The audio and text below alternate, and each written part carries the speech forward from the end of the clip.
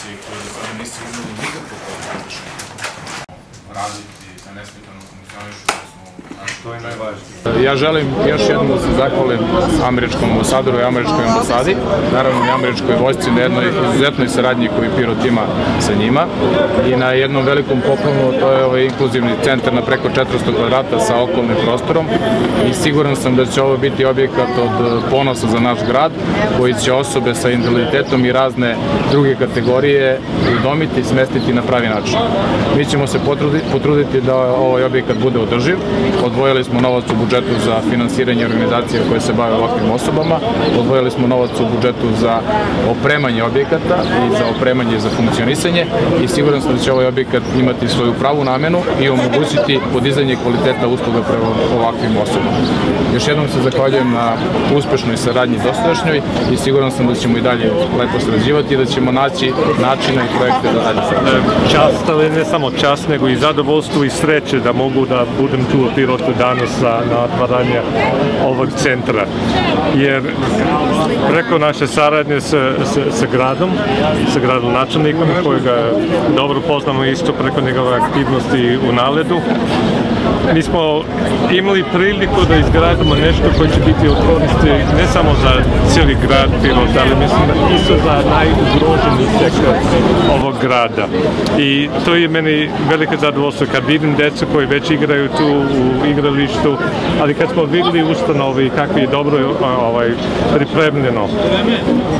Mi smo preko naše vojske, i ja bih htio isto da zahvaljujem Evropsku komandu američke vojske koji je financirala ovaj centar, ali ne samo ovaj centar. U stvari, oni su financirali takve humanitarne akcije i centri ili renovacije takvih centra i u Nišu, i u Beogradu, i u Bujanovcu, i u još cijeli red drugih mjesta tu u Srbiji, kao deo našeg partnerstva sa Srbijom.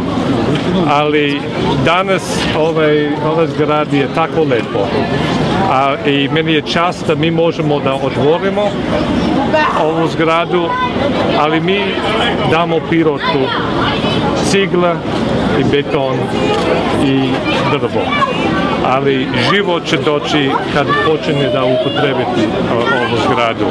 I zato u stvari, iako ja zahvalim i američku vojsku i grad, ja mislim da pravi junaci ovog dana su one nevladine organizacije koje radi svaki dan sa ljudima, sa poremećajima, ljudima koji imaju puno teži život nego mi, da im pomogne. I ja mislim da u stvari to je ono što je najvažnije danas, jeste da ima mogućnost oni da pomogne grupama koji trebaju takvu pomoć.